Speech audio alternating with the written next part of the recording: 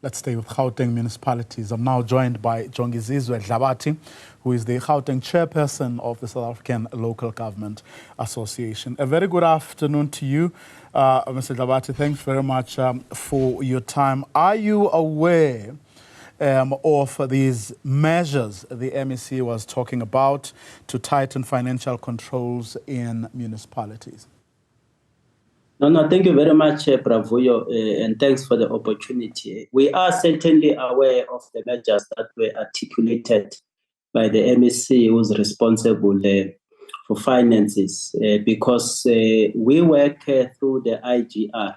So we did have some interaction earlier to discuss about the state of local government finances. So that which is articulated is something that we are aware of, and in fact, we do concur with him in those particular measures to the extent that municipalities needs to be supported, through other spheres of government, and we believe that the attitude by the MEC will be greatly helpful. But what did you speak about this time around, that which presumably you haven't spoken about before? Look, basics are always there. I think what is fundamental is the discipline of implementing that which must turn around the situation in local government. For instance, we do accept that we have not toned up insofar as entrenching the culture of payment across all our municipalities, because there is a lot of money that is sitting in our debtors book, which ordinarily, if we did become disciplined enough to implement credit control measures, a number of our municipalities should not be sitting in a very compromised or rather constrained financial position. So the leadership tone is that where you are able to collect the revenue and tighten up your credit control procedures. And that is the message that is beginning to permeate in all our municipalities in Gauteng. And I think that let's give it the benefit of the doubt, because we're now escalating the culture of payment so that we improve the revenue collection. And of course, to put our municipalities in a much better financial position so as to ensure that they're able to live up to the expectation. For if you do not have a strong financial base, you will not be able to provide sustainable services. You will incur interruptions in the ordinary course of servicing our communities. And that is largely because we do not have enough financial base to sustain the provision of services.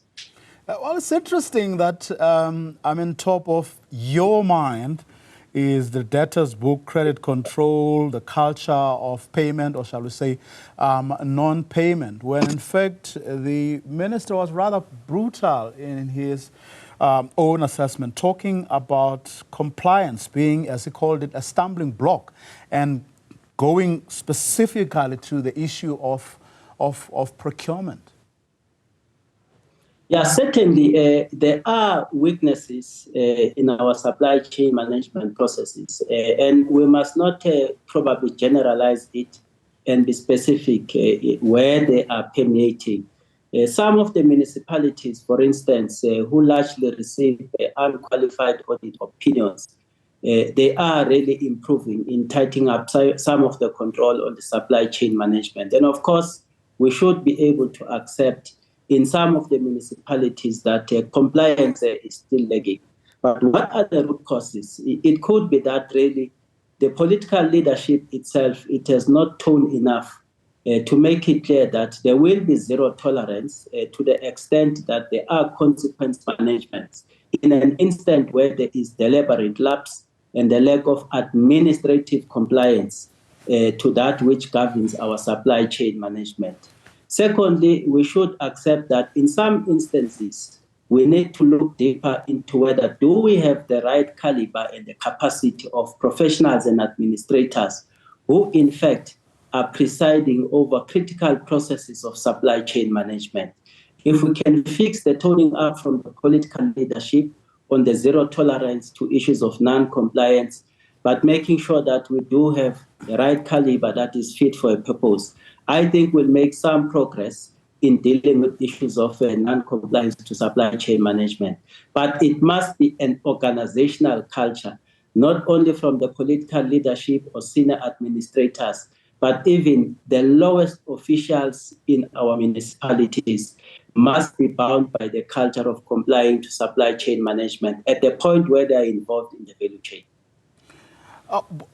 Why, though, do you doubt whether you have or can have, as you call it, the right caliber of professionals who are supposed to make sure that you are compliant? And I'm asking this on the back of what the Auditor General herself said, that the irony of the situation we are seeing across municipalities is that the metros specifically are supposed to have the right caliber of people, because you have the resources to procure that caliber of professionals. Not only that, they are immediately available. In other words, if you go to every metro in this country, you will get the right skills because they are there, unlike in rural areas, for example. Why is this still an issue or something that you seem to be doubting? Well, as a politician, I don't necessarily sit in the human resource recruitment processes, Bravuyo. It's safe to say that we do get reports that do confirm that the capacity has been brought into the institution.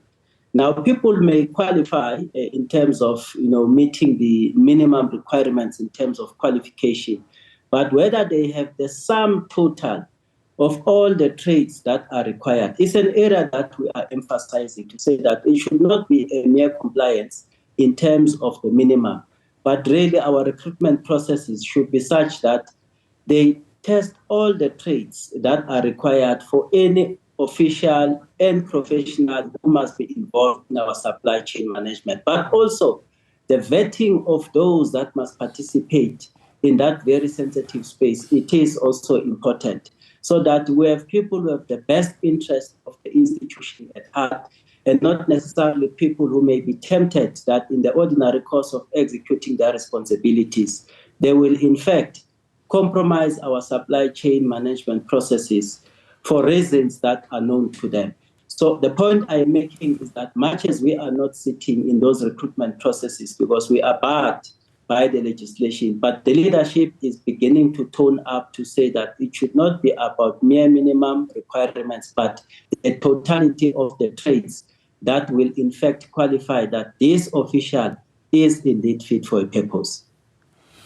Just as a parting shot, to what extent, though, should you as politicians take responsibility? Because I'm saying this on the back of where you started when we started this conversation, but also where the acting minister in the presidency was saying 34 out of municipalities achieving clean audits was, as she put it, a huge improvement. So to what extent do you then, should you as politicians take responsibility for either being lax to the extent that you're not playing your oversight role, or you're being complicit because some of these decisions are perhaps taken with your concurrence?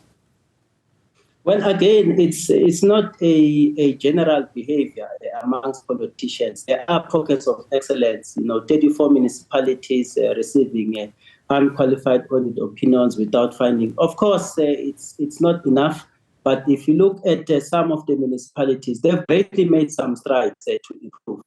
And we take the heat from what the Auditor General has said in terms of, the eco or the accountability system, where firstly, the political leadership must then set the tone to say, we as this leadership, we demand the attainment of the clean audit. That is an important tone that must be set.